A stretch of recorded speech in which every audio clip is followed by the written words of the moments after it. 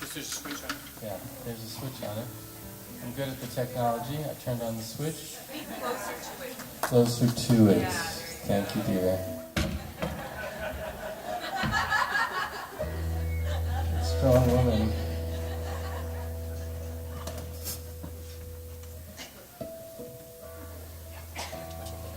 I'm not singing. In case you were wondering, it's not to scare you all. I'm not singing.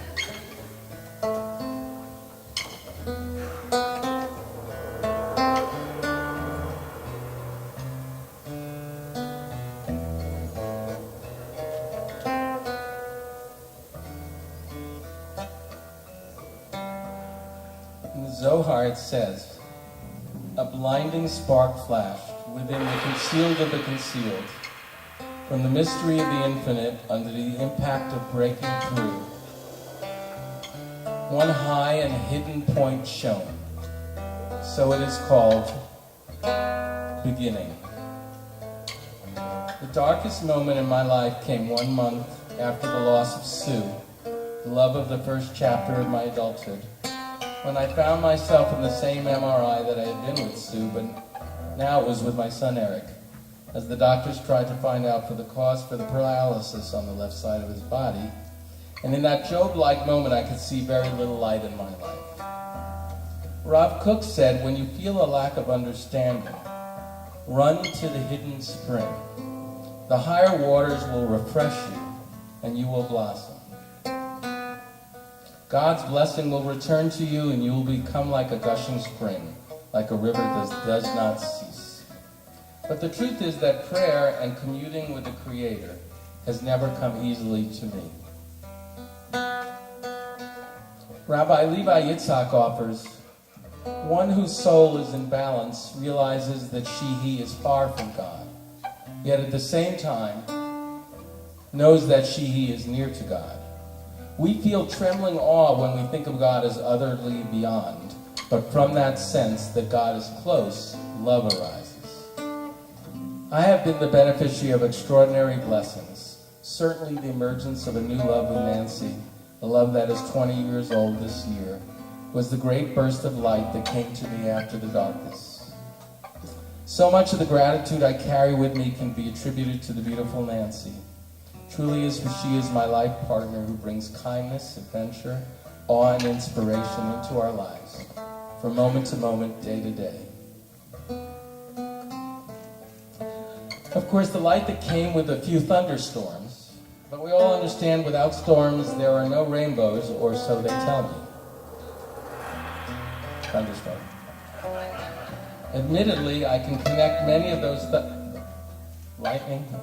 Admittedly, I can connect many of those thunderstorms and rainbows to the family unit that was formed when Nancy and I created our corporate merger. Lord, I can still remember the beautiful Shabbat dinner table that Nancy set on our first Friday night together. It looked so very lovely, serene, and inviting. And I remember how quickly that energy shifted when Nancy and I and our 5 children took our places at the table. Oy. It's been quite a ride. Talk about abundance. I can honestly say that these days, the sweet and joyful moments are far more plentiful than the thunderstorms. It's been a remarkable journey, and the truth is that through it all, I've learned very few answers about life. While connecting to the Creator is still a challenge for me, out of this journey has come one crystal clear understanding. That life is full of gains and losses, and that they come in pairs. Doors open, other doors close, and through it we are wise to recognize God's blessings that are ever present.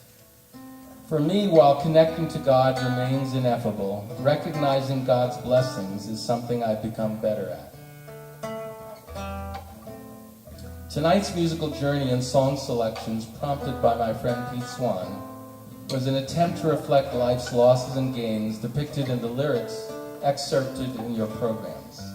And the music itself, of course, it is said that it is the silence between the notes that makes the music, and so there is much unstated but only suggested here. One irony that I have to share is that for my bar mitzvah, my mother insisted that I play a Nemes Eishes Chayil, a Yiddish tune, on the piano, my sister's laughing, in memory of my grandmother. This gave me great misery at the time, as I can assure you that playing a Nemes Eishes Chayil on the piano at age 13 in front of friends and family was a nightmare scenario. And so the irony for me is that now at age 58, being able to select my own songs, I chose two songs informed by my Judaism. Al Shlosha Devarim, being played so beautifully as I speak, is a tribute to the work we do in building this Jewish community. And the love ballad Eresh Shel Shoshanim, which was tribute to my love, my life partner Nancy. My agnostic and yet very Jewish mother is no doubt chuckling up above and gaining some satisfaction at these choices. Before we continue with our music, I'd like to offer this closing thought. It is said that if the only prayer you say in your entire life is thank you, that would suffice. To each of you, a most heartfelt thank you.